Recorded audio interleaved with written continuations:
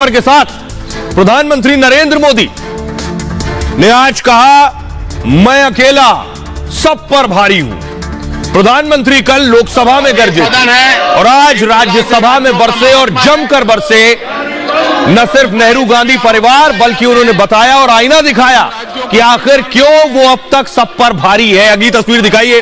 प्रधानमंत्री नरेंद्र मोदी जिस तरह से 2014 के बाद चुनाव दर चुनाव जीत रहे, उन्होंने इशारों में कह दिया कि वो आखिर क्यों चुनाव जीत रहे हैं।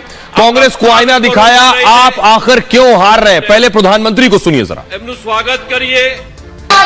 देश देख रहा है एक अकेला कितनों को भारी पड़ रहा है, एक अकेला कितनों को भारी पड़ रहा है। अरे नारे बोलने के लिए भी उनको बदल करना पड़ता है। जो भी ये बोलता है घंटे भर से आवाज की जवाब आदरणीय सभापति जी एक कन्विक्शन के कारण चलाओ। देश के लिए जीता हूं, देश के लिए कुछ करने के लिए निकला हुआ हूं और इसलिए ये राजनीतिक खेल खेलने वाले लोग उनके अंदर वो हौसला नहीं है। वो ढूंढ रहे हैं, बचने का रास्ता खोज रहे हैं।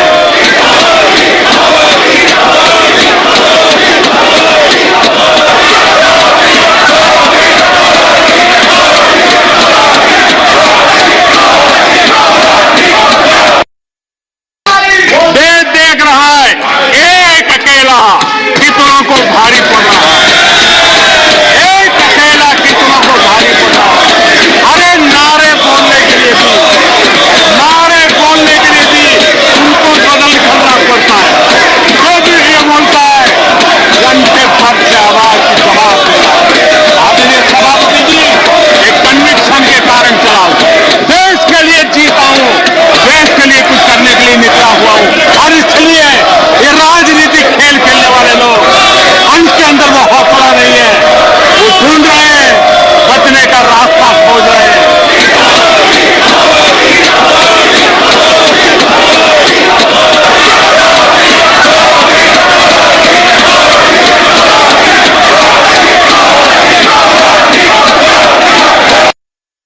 तो प्रधानमंत्री मोदी ने आखिर क्यों कहा कि मैं अकेले सब पर भारी हूं। बाकायदा आंकड़ों के साथ आपको दिखाने जा रहे हैं कि प्रधानमंत्री कैसे सब पर भारी पड़े हैं जब से दिल्ली का रुख किया है। देखिए जरा, 2014 के बाद से कांग्रेस का ग्राफ लगातार गिरा है जब से मोदी की एंट्री हुई।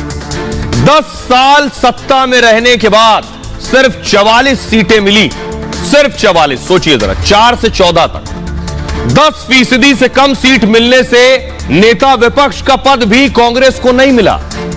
10 यानी कांग्रेस की अब तक के इतिहास में इतनी करारी हार कभी नहीं हुई, इतनी कम सीटें कभी नहीं मिली, इतना कम वोट नहीं मिला। 2014 के बाद देश में 50 विधानसभा चुनाव हुए, 50 विधानसभा चुनाव, 20% चुनाव कांग्रेस जीत सकी, बाकी सब हार गई। 80% चुनाव हार गई। कांग्रेस की सरकार आज सिर्फ 3 राज्यों में, राजस्थान, छत्तीसगढ़ और हिमाचल में कांग्रेस की सरकार है। कई राज्यों में बगावत के चलते सत्ता तक गंवा दी कांग्रेस ने। मध्य प्रदेश, कर्नाटक, अरुणाचल में सरकार चली गई। 2019 लोकसभा चुनाव में दूसरी बार करारी हार हो गई। 19 में कांग्रेस को सिर्फ 52 सीटें मिली। 2020 में दिल्ली और बिहार में भी चुनाव हार गए, दोनों चुनाव। 21 में 5 राज्यों में चुनाव हुए, सिर्फ 1 जीती, 4 हार गई। 4 राज्यों में हारी, तमिलनाडु में सरकार में सहयोगी में। और 2022 में 7 राज्यों में चुनाव, सिर्फ हिमाचल में जीत मिली। पंजाब में अपनी सरकार भी नहीं बचा सकी कांग्रेस। 85 के बाद पहली बार उत्तर प्रदेश में कांग्रेस सभी सीटों पर उतरी थी। सबसे बड़े राज्य में यूपी में सोचिए सिर्फ 1 सांसद है और 2 विधायक हैं। प्रधानमंत्री इसीलिए कह रहे थे कि एक अकेला सब पर भारी है। अब आपको सुनवाता हूं। इशारों में उन्होंने कहा, बेशक मैं भारी हूं लेकिन जितना कीचड़ मारोगे, जितना कीचड़ उछालोगे, उतना ही कमल खिलेगा। सुनिए। कीचड़ उसके पास था, मेरे पास गुलाल।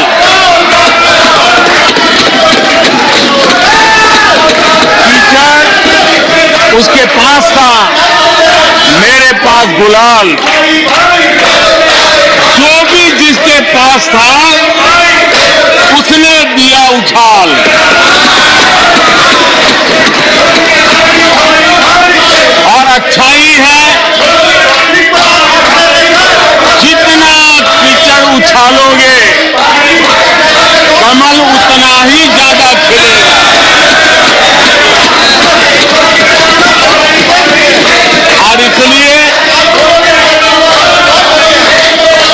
जल खिलाने में आपका प्रत्यक्ष परोक्ष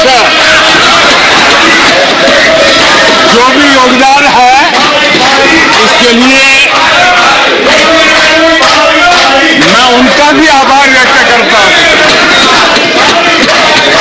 हमने कहा हम तो मक्खन पे लकीर करने वाले नहीं, पत्थर पे लकीर करने वाले लोग हैं। हम इस चुनौती को भी उठाएंगे, हम इस चुनौती को भी उठाएंगे। और हमने हर गांव में बिजली पहुंचाने का संकल्प उठाया। समय सीमा में 18,000 गांवों में बिजली पहुंचाई। तो हम पर्दा करें, हम आगे बढ़े, हम सहयोग करें, हम आगे बढ़े, उस दिशा में हम चले हैं। हम सब मिलकर के 2047 तक एक विकसित, तो 2047 तक विकसित भारत बनाने का लक्ष्य प्रधानमंत्री ने रखा। लेकिन आज जब वो बरस रहे थे तो उन्होंने शुरुआत कहां से की, ये आप देख रहे हैं। जवाहरलाल नेहरू, इंदिरा गांधी, सोनिया गांधी, राहुल गांधी, प्रियंका गांधी। अब आप सोच रहे होंगे जवाहरलाल नेहरू से शुरू हुआ सरनेम, नेहरू से इंदिरा गांधी कैसे हो गया। प्रधानमंत्री ने आज इस पर हमला किया। प्रधानमंत्री ने क्या कहा, यह आपको बताता हूं। सबसे पहले प्रधानमंत्री ने सीधे कांग्रेस से सवाल पूछा कि उन पर तो बहुत हमले और बहुत वार करते हो, आखिर ये बताओ कि आखिर तुमने सरनेम नेहरू क्यों नहीं लगाया। मैं नेहरू का नाम न लूं तो अच्छा नहीं लगता।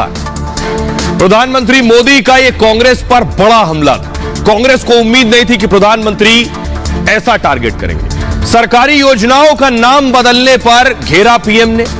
अगर नेहरू जी के नाम का उल्लेख नहीं हुआ तो कुछ लोगों के बाल खड़े हो जाते थे, कुछ लोगों का लहू गर्म हो जाता था। उनकी पीढ़ी का व्यक्ति नेहरू सरनेम आखिर क्यों नहीं रखता। वो सीधे पूछ रहे थे, बताइए मैं नेहरू का नाम ना लूं तो आपको परेशानी होती है, लेकिन आपने खुद नेहरू का सरनेम क्यों नहीं लगाया। नेहरू सरनेम रखने से डरते क्यों हैं? क्या शर्मिंदगी है नेहरू सरनेम रखने में? इतना बड़ा महान व्यक्ति आपको आखिर मंजूर क्यों नहीं? सुनिए पीएम को। आदरणीय सभापति जी, किसी कार्यक्रम में अगर नेहरू जी के नाम का उल्लेख नहीं हुआ तो कुछ लोगों के बाल खड़े हो जाते हैं, उनका लहू एकदम गर्म हो जाता कि नेहरू जी का नाम क्यों नहीं दिया। आदरणीय सभापति जी, मैं बहुत आश्चर्य होता है कि चलो भाई हमसे कभी छूट जाता होगा नेहरू जी का नाम, और छूट जाता होता होगा हम ठीक भी कर लेंगे क्योंकि वो देश के पहले प्रधानमंत्री थे। लेकिन मुझे ये समझ नहीं आता है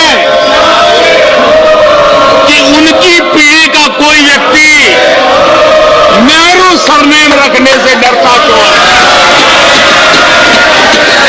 क्या शर्मिंदगी है नेहरू सरनेम रखने से, क्या शर्मिंदगी है। इतना बड़ा महान व्यक्तित्व अगर आपको मंजूर नहीं है, परिवार को मंजूर नहीं है, और हमारा हिसाब मांगते रहते हो। और आइए अब मैं आपको बताता हूं, बहुत कम लोग जानते हैं कि आखिर जवाहरलाल नेहरू की बेटी अगर इंदिरा गांधी थी, जवाहरलाल नेहरू की बेटी इंदिरा गांधी थी, तो उनका नाम इंदिरा नेहरू क्यों नहीं था, गांधी कैसे हो गया। प्रधानमंत्री यही पूछ रहे हैं कि आखिर नेहरू क्यों नहीं लगा सरनेम। ये आप जवाहरलाल नेहरू को देख रहे हैं, उनके बगल में इंदिरा गांधी खड़ी हैं और इंदिरा गांधी के पीछे जो खड़े हैं वो उनके पति फिरोज गांधी, उनके पीछे राजीव गांधी और फिर राहुल गांधी खड़े हैं। लेकिन जो नेहरू सरनेम है वो इंदिरा तक क्यों नहीं गया, तो उसके पीछे की वजह मैं आपको बताता हूं। जवाहरलाल नेहरू राहुल गांधी के परनाना, जो सबसे पीछे राहुल गांधी खड़े हैं, उनके परनाना जवाहरलाल नेहरू। नेहरू गांधी परिवार के पूर्वज जो थे वो कश्मीरी पंडित थे और कौल इस परिवार का मूल सरनेम है। यानी नेहरू जी का जो सरनेम है वो मूल रूप से कौल है, कश्मीर से। 1716 में नेहरू जी का जो परिवार है वो कश्मीर से दिल्ली आ गया और उनका घर जो था यहां दिल्ली में नहर किनारे मौजूद था, इसलिए इसकी वजह से उनके नाम के साथ नेहरू जुड़ गया क्योंकि नहर के किनारे था। बाद में सरनेम कौल को उन्होंने हटा दिया और परिवार का नाम केवल नेहरू हो गया। सरनेम में नेहरू की इकलौती बेटी का नाम इंदिरा था, उनके पीछे खड़ी है। इंदिरा के बचपन का नाम इंदिरा प्रियदर्शनी था और इंदिरा ने 1942 में फिरोज गांधी से शादी कर ली। फिरोज का नाम शुरू में फिरोज, यह ध्यान से पढ़िएगा, फिरोज गांधी का शुरू में नाम था फिरोज घांडी, घांडी नाम था फिरोज। कई किताबों में इसका जिक्र भी किया गया है। फिरोज ने अपने सरनेम की स्पेलिंग बदल ली थी, उनका नाम था घांडी, उन्होंने देखिए स्पेलिंग क्या थी, GHANDY, घांडी स्पेलिंग थी उनके नाम की, तो उन्होंने नाम की स्पेलिंग बदल के GANDHI गांधी कर लिया था। और फिरोज से शादी के बाद इंदिरा का नाम इंदिरा गांधी हो गया। एक बात यह कही जाती है, गांधी सरनेम को लेकर एक और कहानी भी कही जाती है। वो क्या कहानी है?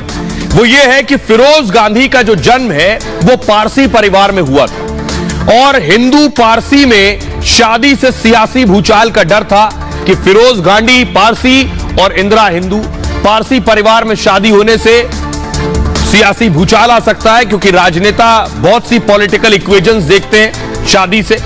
नेहरू जी ने तब इंदिरा गांधी को महात्मा गांधी के पास भेजा और कुछ लोगों का दावा यह है कि महात्मा गांधी ने फिरोज को गांधी का सरनेम दे दिया। फिरोज गांधी से शादी के बाद इंदिरा का नाम भी गांधी हो गया, तो गांधी नहीं आया कहीं, गांधी जो फिरोज गांधी का असली सरनेम था, पारसी लिंक भी अलग हो गया। इसके बाद नेहरू परिवार के नाम से गांधी जुड़ गया। यह माना जाता है दो वजह, लेकिन आइए मैं आपको बताता हूं। फिरोज गांधी की तस्वीर मैं आपको दिखाता हूं। यह है इंदिरा गांधी की तस्वीर आप देख रहे हैं और यह है फिरोज गांधी, इंदिरा गांधी के पति। फिरोज गांधी कौन थे उनके बारे में मैं बताऊंगा। उसके बाद कुछ वरिष्ठ पत्रकारों से जानेंगे कि आखिर इसके पीछे वजह क्या थी। देखिए जरा, फिरोज गांधी का जन्म मुंबई में हुआ था और पारसी परिवार में उनका जन्म हुआ था। उनके पिता का नाम था जहांगीर। फिरोज का परिवार मूल रूप से गुजरात का रहने वाला था, गुजरात के भरूच के रहने वाले थे और इंदिरा गुजरात दौरे पर खुद को गुजराती बहू कहती थी। शुरू में जवाहरलाल नेहरू शादी के खिलाफ थे, वो नहीं चाहते थे कि फिरोज गांधी और इंदिरा की शादी हो, इसीलिए उन्होंने महात्मा गांधी के पास भेजा था। इंदिरा ने फिरोज की मुलाकात जो है 1930 में दोनों की मुलाकात हुई और आजादी की लड़ाई में फिरोज शामिल हुए थे। एक प्रदर्शन के दौरान कमला नेहरू बेहोश हो गई थी, तब फिरोज गांधी ने उनकी देखभाल भी की थी। फिरोज से इंदिरा की शादी 1942 में हुई थी। राजीव और संजय गांधी इनके दो बेटे थे। 8 सितंबर 1960 को फिरोज का निधन हो गया। अब आपको सुनवाता हूं वरिष्ठ पत्रकार जो नजदीक से गांधी परिवार को जानते समझते हैं, इतिहास के जानकार हैं, वो क्या वजह बताते हैं कि आखिर नेहरू सरनेम गांधी परिवार में आगे क्यों नहीं गया, गांधी कहां से आ गया। सुनिए। कुछ लोग यह बताते हैं कि जब इंदिरा गांधी का फिरोज जहांगीर गांधी के साथ प्रेम हो गया तो कमला नेहरू को यह पसंद नहीं था और परिवार में इसके कारण तनाव होने लगा, क्योंकि जाति अलग थी। तो कहा जाता है कि महात्मा गांधी ने फिरोज को अपना नाम, अपना टाइटल गांधी दे दिया और फिर उसके बाद दोनों की आराम से शादी हो गई और फिर उनके नाम के साथ इंदिरा जी के नाम आ गया, गांधी लग गया, इंदिरा गांधी। तो इसलिए आप गांधी का सरनेम लेके आप क्यों चल रहे हैं? नेहरू जी के सरनेम में क्या समस्या थी? क्योंकि कुछ लोग शुरू में इंदिरा नेहरू भी बोलते थे। अब यह तो यह परिवार ही बता सकता है। आखिर अगर जो है नेहरू जी इतने बड़े नेता थे, देश के पहले प्रधानमंत्री थे, तो आखिर क्या वजह है कि कांग्रेस विशेष रूप से जो सोनिया गांधी जी का परिवार है, राहुल जी है, वो सरनेम यानी नेहरू सरनेम का जो इस्तेमाल क्यों नहीं करते हैं? क्या वजह है? दरअसल वो कहीं ना कहीं जो है प्रधानमंत्री जी का साफ इशारा है कि कांग्रेस जो है छिप करके वार करती है और उसके जो डीएनए में है कहीं भी वह लोकतंत्र नहीं है। तो नेहरू के बाद प्रधानमंत्री मोदी का अगला टारगेट इंदिरा गांधी थी। आपको याद होगा प्रधानमंत्री नरेंद्र मोदी को लेकर कांग्रेस और विपक्ष क्या क्या आरोप लगाता है कि देश में लोकतंत्र नहीं बचा है, संविधान नहीं बचा है। तो प्रधानमंत्री नरेंद्र मोदी ने संविधान के कुछ पन्ने पलटे इंदिरा के दौर के। देखिए जरा, इंदिरा के शासन में एक दो बार नहीं 49 बार राष्ट्रपति शासन लगा। 49 टाइम्स राष्ट्रपति शासन थोपा गया राज्यों पर 1966 से लेकर 77 इन 10 सालों के बीच 33 बार राष्ट्रपति शासन लगा। धारा 356 का इस्तेमाल किया गया। 10 साल में 33 बार। इंदिरा गांधी का प्रधानमंत्री के तौर पर कार्यकाल 15 साल का रहा। इमरजेंसी से पहले 33 बार राष्ट्रपति शासन लगाया और 1980 से 84 में 16 बार राष्ट्रपति शासन लगाया उन्होंने। 1980 में इंदिरा गांधी चौथी बार प्रधानमंत्री बनी। 17 फरवरी को एक साथ 9 राज्यों पर राष्ट्रपति शासन लगा दिया। अटल बिहारी वाजपेयी के 6 साल में सिर्फ 4 बार राष्ट्रपति शासन लगा। मनमोहन सिंह के 10 साल में 11 बार राष्ट्रपति शासन लगा। अब आप खुद तय करिए कि कौन लोकतंत्र समर्थक, कौन संविधान में यकीन रखने वाला है। कांग्रेस जब मोदी पर हमला करती है तो कांग्रेस को खुद भी आईना देखने की बहुत जरूरत है। सुनिए प्रधानमंत्री मोदी ने क्या कहा। लोग आज विपक्ष में बैठे हैं, उन्होंने तो राज्यों की अधिकारों की कच्चियां उड़ा दी। जहां मैं कच्चा चिट्ठा खोलना चाहता हूं, वो कौन पार्टी थी, वो लोग कौन सत्ता में बैठे थे, इन्होंने आर्टिकल 356 का सबसे ज्यादा दुरुपयोग किया।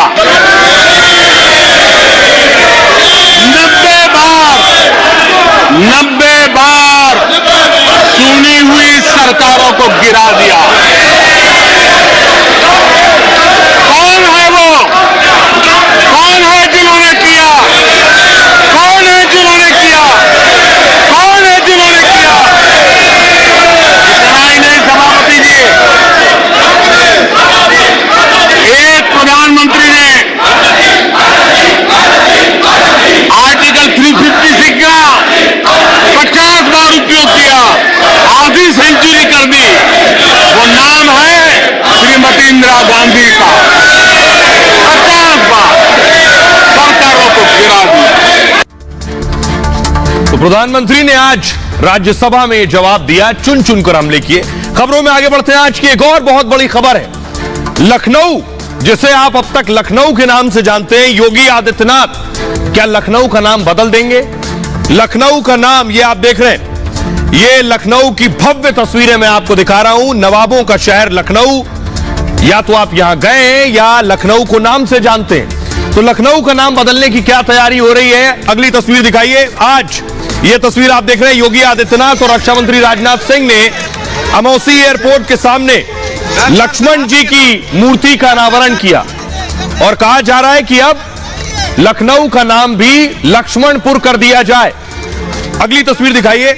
योगी आदित्यनाथ ने, ये आप देख रहे हैं, 16 मई 2022 को ट्वीट किया था, लिखा था, शेषावतार भगवान श्री लक्ष्मण जी की पावन नगरी लखनऊ में आपका हार्दिक स्वागत व अभिनंदन है। प्रधानमंत्री नरेंद्र मोदी जब पहुंचे थे तो क्या लखनऊ का नाम भी बदलने वाला है? रिपोर्ट देखिए।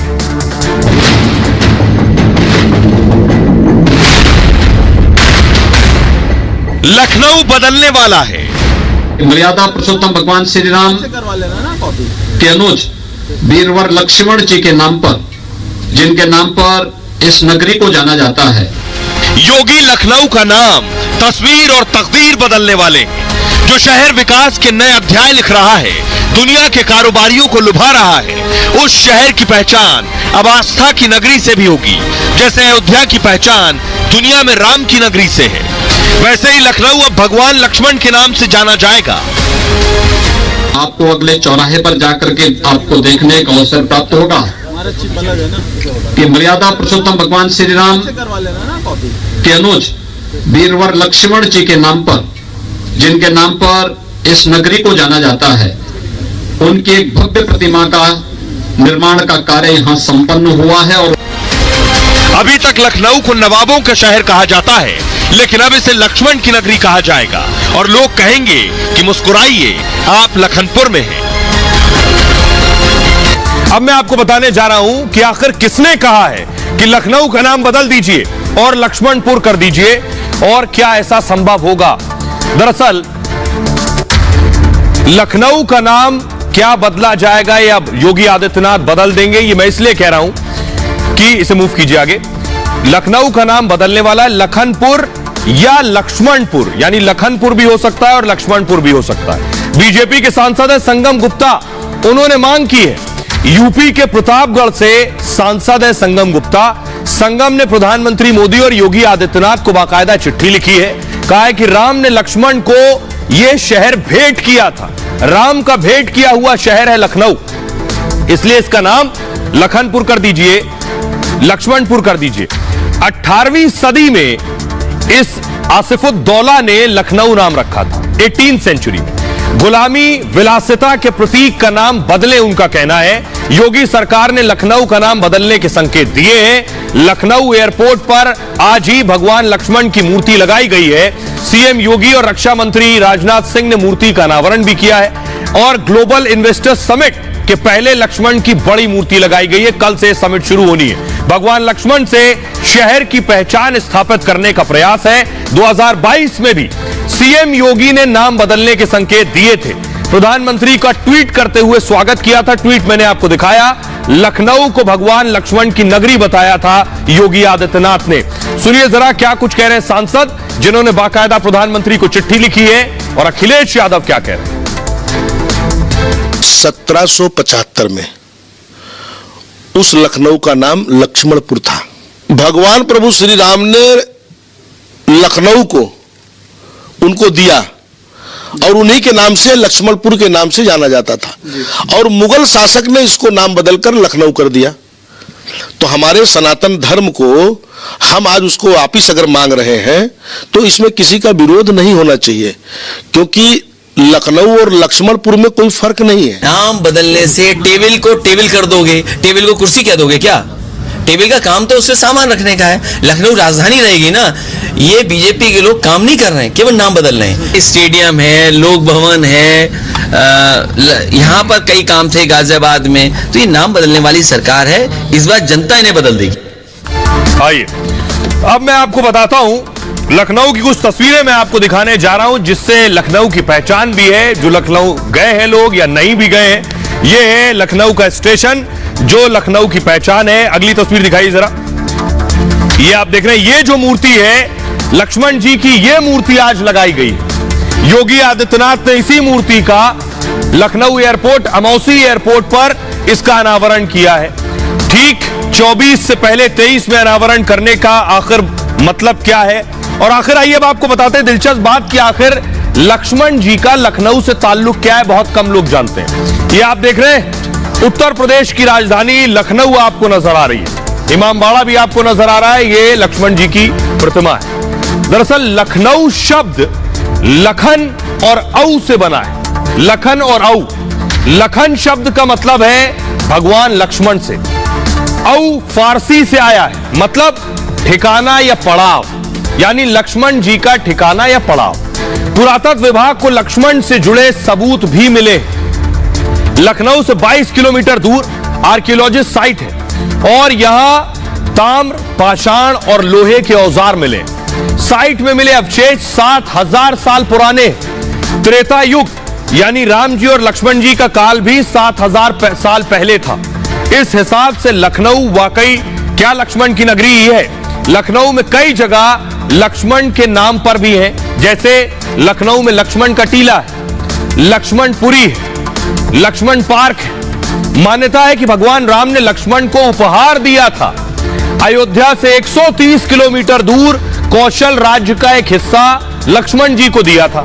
यह शहर लखनपुर के नाम से जाना गया। उसके बाद वाल्मीकि रामायण में भी इसका जिक्र है। मान्यता है कि गोमती तट पर लक्ष्मण जी ने विश्राम किया था। 733 साल पहले लखनऊ का शहर का नाम नहीं था। मुगल काल की शुरुआत में भी लखनपुर ही नाम था। अकबर ने शेख अब्दुल्ला को लखनपुर रियासत सौंपी थी और 1775 में नवाब आसिफुद्दौला ने लखनऊ का नाम रखा। अंग्रेजों के जमाने में भी इसका नाम लखनऊ ही रहा।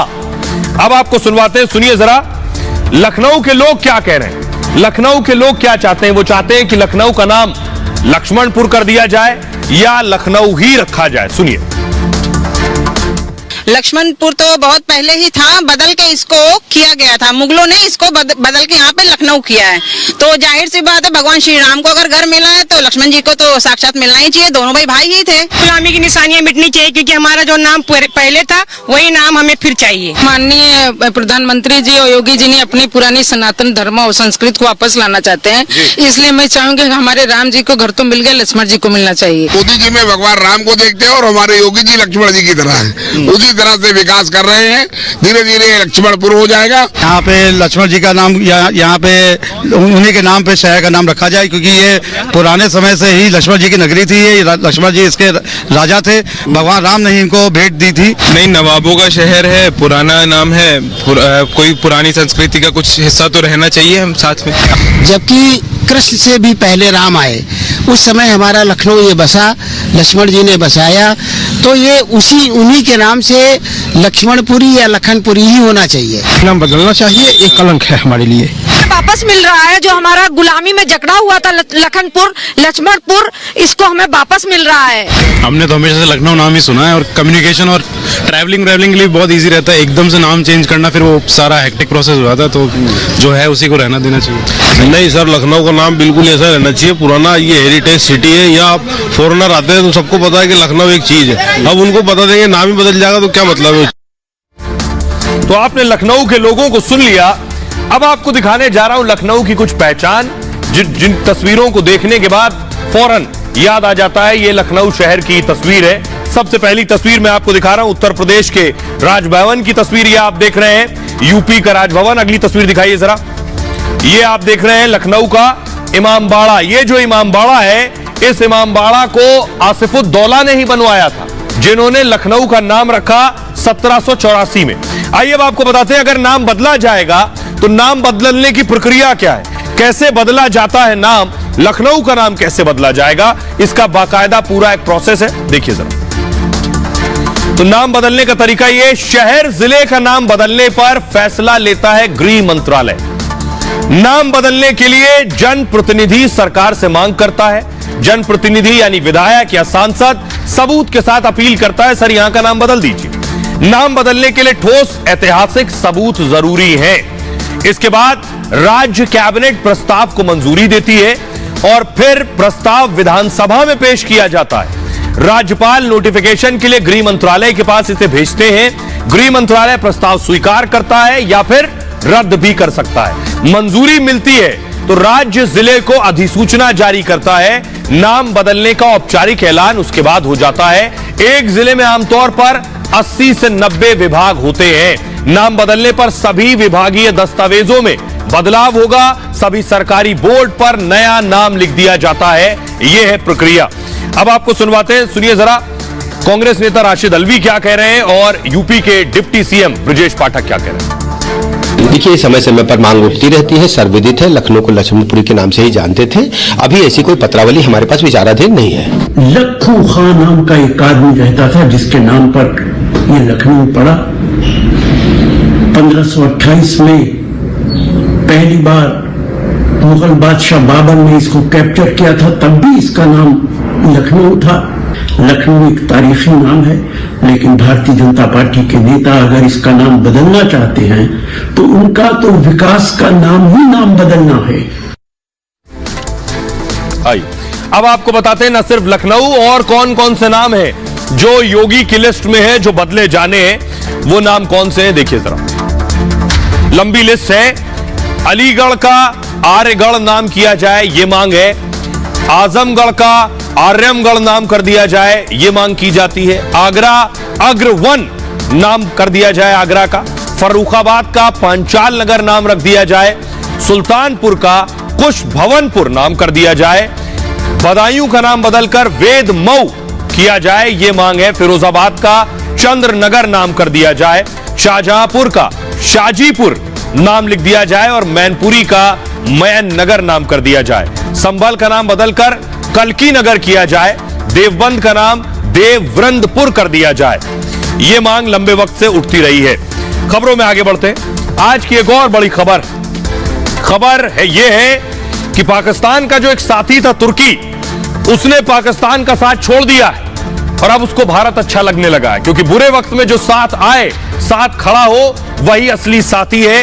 ये आपको मैं तुर्की की तस्वीरें दिखा रहा हूं, ये देख रहे हैं आप, इमारतें गिरी हैं, मलबों में लोग दबे हुए हैं, बच्चे निकाले जा रहे हैं, अभी भी मलबे में जो फंसे हुए हैं। सोचिए आज दूसरा तीसरा दिन हो गया है, अभी भी लोग फंसे, लोगों की हालत देख रहे हैं, अपनों की बॉडीज के साथ, शवों के साथ रो रहे हैं, लोग बिलख रहे हैं। लेकिन इस स्थिति में, इस बुरे वक्त में तुर्की के साथ कौन खड़ा है, अगली तस्वीर दिखाई। तुर्की के साथ प्रधानमंत्री नरेंद्र मोदी खड़े, और यही वजह है कि पाकिस्तान को धुतकार दिया है और भारत का मुरीद हो गया। अगली तस्वीर दिखाइए जरा। भारत से ये जो ग्लोब मास्टर देख रहे हैं, छठा विमान भारत से तुर्की पहुंच गया है मदद लेकर। ये वो तस्वीर मैं आपको दिखा रहा हूं ग्लोब मास्टर की। अगली तस्वीर दिखाइए। भारतीय मदद जो पहुंची है, भारतीय जवान मौजूद है, वहां पहुंचे मदद के लिए, मदद की खेप के साथ रेस्क्यू भी कर रहे हैं वहां पहुंचकर। अगली तस्वीर दिखाइए जरा। ये आप देख रहे हैं, ये भारतीय एनडीआरएफ के जवान हैं, जो लोग मलबे में दबे हैं उन्हें निकाल रहे हैं। सबसे बड़ी चुनौती का काम यह, अभी कितने लोग मलबे में दबे हुए हैं, ये छतें एक के ऊपर एक गिरी है, इन छतों के बीच में लोग फंसे हैं, दबे हैं, कोई जिंदा है या नहीं जिंदा है, उसके बावजूद ये सारी छतों को हटाना है और लोगों को निकालना है, किसी को भी दबा नहीं छोड़ा जा सकता, ये है चुनौती बड़ी। अगली तस्वीर दिखाइए जरा। ये आप देख रहे हैं इंडियन एनडीआरएफ की टीम, ये आप देख रहे हैं जो लोग मलबे में दबे उन्हें निकाल रही है। ये तस्वीर आपको फख्र की अनुभूति भी कराएगी कि आपके अपने लोग तुर्की में जाकर लोगों को रेस्क्यू कर रहे हैं, मदद कर रहे हैं, जान बचा रहे हैं इस घड़ी में। अगली तस्वीर दिखाइए जरा। ये वो तस्वीर देख रहे हैं जो भारत ने वहां जाकर अस्पताल बनाया, ये वो बेड्स देख रहे हैं, ये खुद विदेश मंत्री ने इन तस्वीरों को ट्वीट किया है। भारत ने वहां जाकर कई बेड्स का अस्पताल बनाया है, जो घायल हैं उन्हें यहां एडमिशन दिया जाएगा, उनके लिए बाकायदा सारे उपकरण मौजूद हैं, हेल्थ से जुड़े हुए उनके सारे टेस्ट हो सके।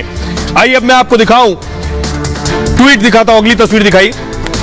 ये आप देख रहे हैं जो भारतीय जवान, जो भारतीय लोग वहां पहुंचे, वो मदद कर रहे हैं, रेस्क्यू करने के बाद इलाज कर रहे हैं। भारतीय डॉक्टर्स जो हैं वो वहां इलाज शुरू कर चुके हैं तुर्की में पहुंचकर।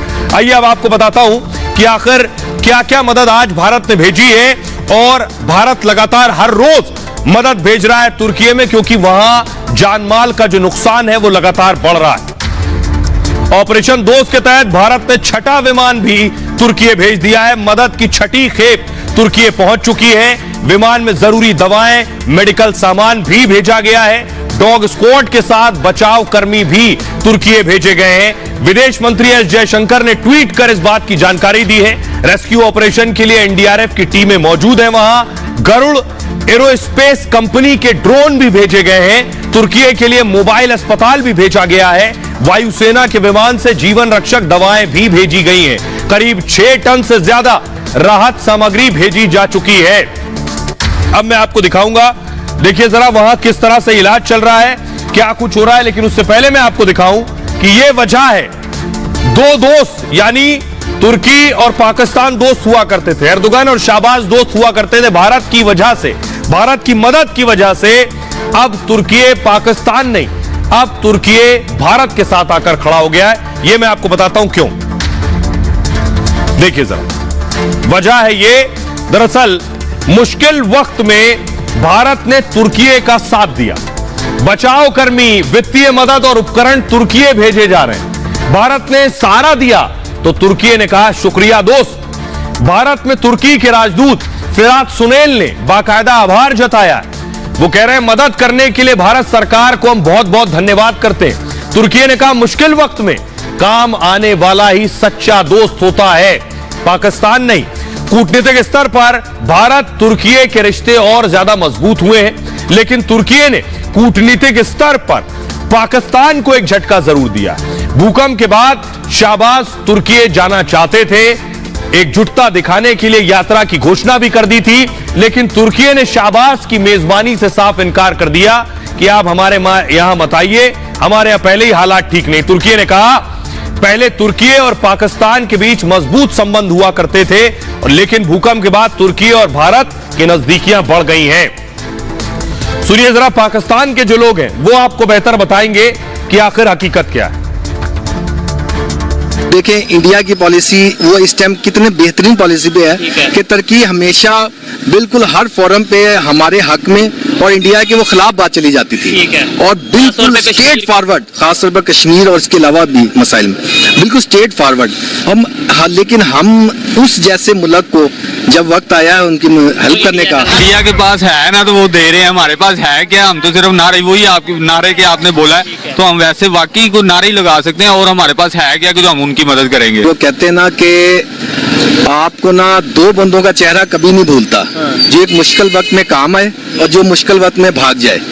ठीक है, तो इंडिया ने पहल कर दी है और इंडिया की मैशत उसको इजाजत भी देती है।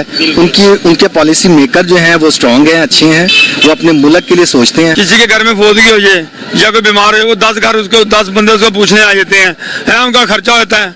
वो बेचारा आगे तो एक तो ऐसे बीमार है, ऊपर से 10 बंदे पूछने वाले हैं। हमें मतलब ये नहीं कहना चाहिए कि हमें उस लिहाज से बात करनी चाहिए, मतलब जैसे पंजाबी में कहते हैं जिन्हें जोगे असी, तो उस लिहाज से बात करनी चाहिए। तो लेकिन हमारी इकोनॉमी इतनी स्ट्रांग नहीं है कि हम उनकी हेल्प कर सकें। वो भी आप देखें, गरीब इंसान जो है पहले अपने मुल्क का सोचे। ठीक है, वहां पर जो भी कुछ हुआ तुर्की में, वो बहुत अफसोस है। टू बी ऑनेस्ट मुझे भी बहुत दुख हुआ कि सुना है कि अब कम से कम 10,000 से ज्यादा जो है वहां पे मौत हो चुकी है। अल्लाह पाक उनकी मगफिरत करे। बट टू बी ऑनेस्ट मैं तो बिल्कुल भी खुश नहीं हूँ जो ये शहबाज शरीफ ने जो भी किया है। पहली बात किया ही गलत है। तो अभी जो आप खुद अवाम के जो हालात देख रहे हैं, आप दूसरों की क्या मदद करेंगे? कुछ भी नहीं कर सकते आप। हमारे वो बरादर मुल्क है, तो आपके मसाए में कोई भी मिस ऐप हो तो आप फौरन वहां पहुंचे। हम मदद के काबिल ही नहीं है, हम मदद के इस वक्त काबिल नहीं है। हम इस काबिल होते तो हम जा रहे हैं ना, हमारे C-130 जा रहे हैं ना, डेली जा रहे हैं, एक 2 जा रहे हैं और जितनी हमारे बस में हम कोशिश कर रहे हैं कि उनकी मदद कर सके। इस वक्त तो शो ऑफ करने का टाइम नहीं है। अगर मदद करनी है तो मदद करने के बहुत सारे तरीके हैं, तो बहुत सारे वे में हम उनकी मदद कर सकते हैं। एक्चुअली तो जो ऑब्जेक्टिव होना चाहिए कि वहां पर जो इस वक्त विक्टिमाइज्ड हैं या जो इस वक्त।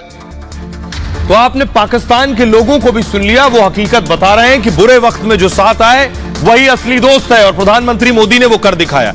लेकिन जो तुर्की से तस्वीरें आ रही हैं वो दिल दहला देने वाली है।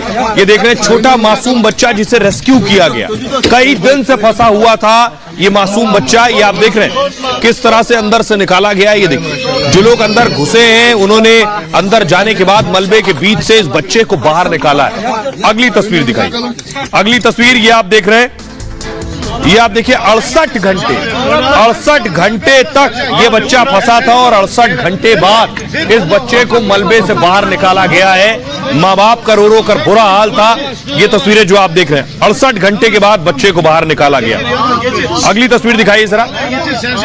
उसके बाद आप देख रहे हैं एर्दोगन खुद पहुंचे लोगों के बीच, जहां जो लोग सबसे ज्यादा प्रभावित हैं उनसे मिले, बुजुर्ग, जवान, बच्चे, महिलाओं सबसे मुलाकात की जाके। अगली तस्वीर दिखाई जरा।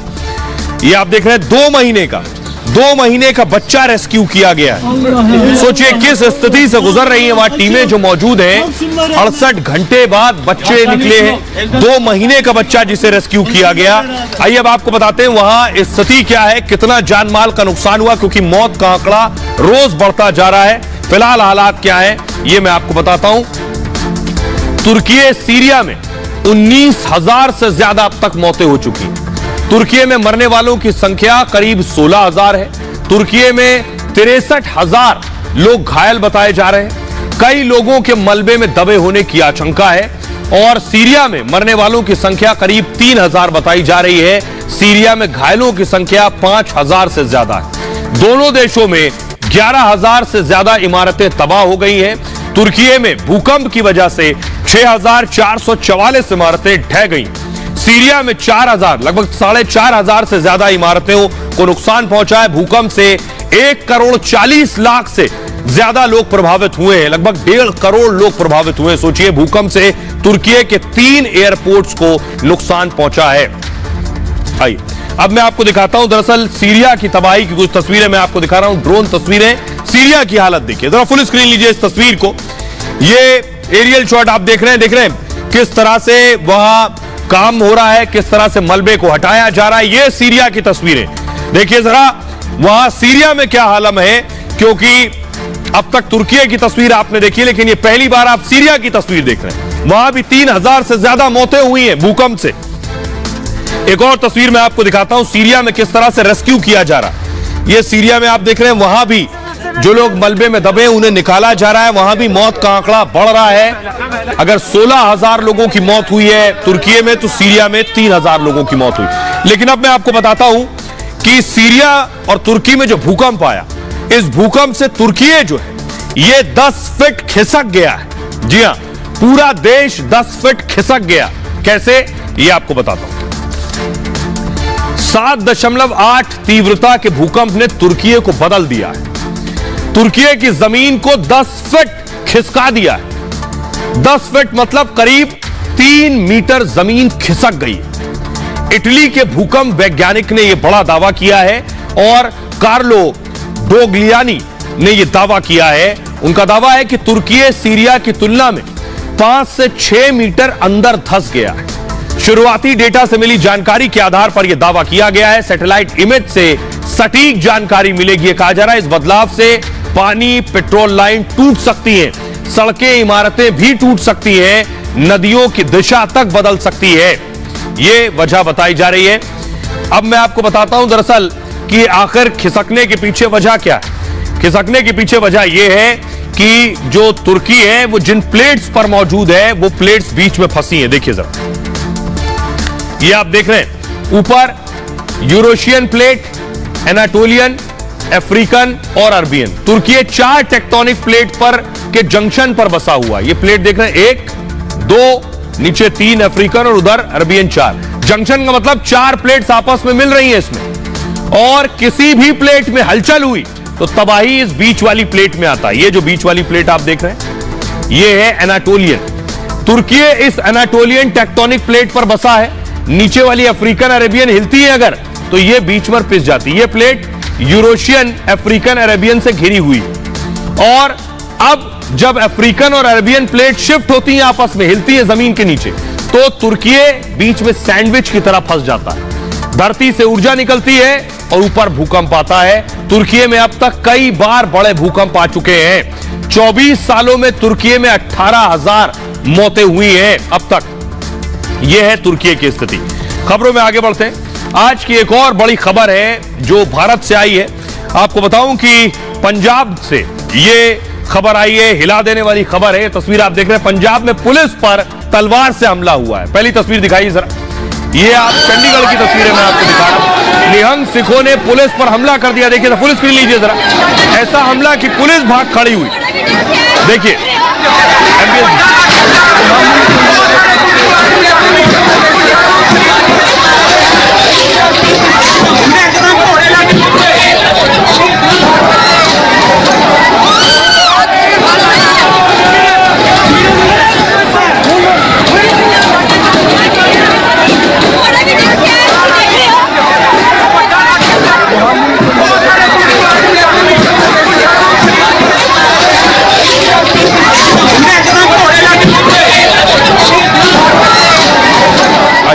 अगली तस्वीर मैं आपको दिखाऊंगा।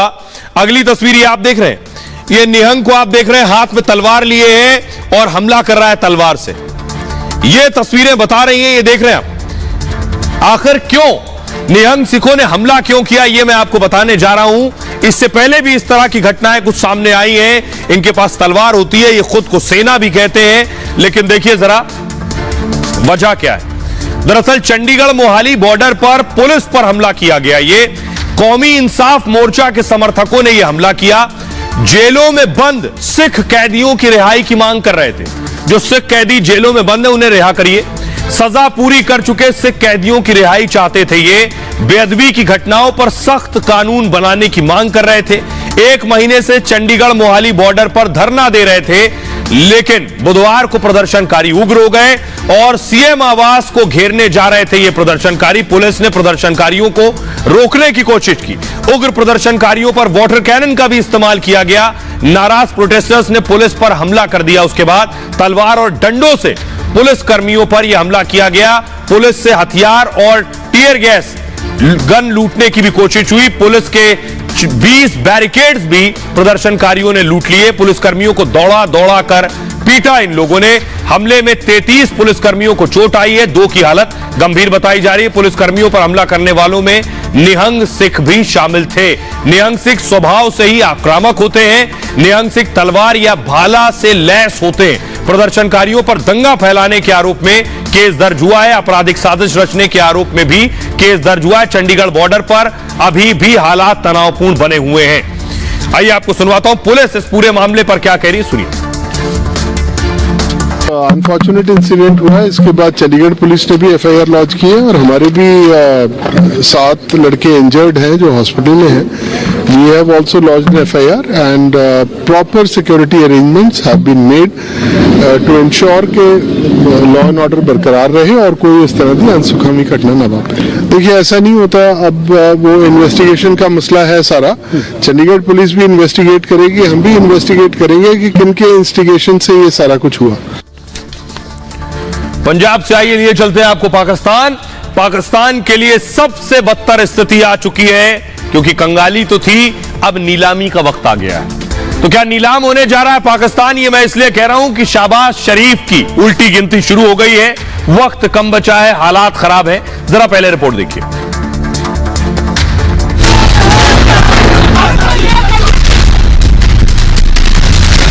हिंदुस्तान के खिलाफ साजिश रचने वाले पाकिस्तान आज नीलाम हो जाएगा। शहबाज शरीफ की उल्टी गिनती शुरू हो गई है। आईएमएफ के पाकिस्तान दौरे का आज आखिरी दिन है।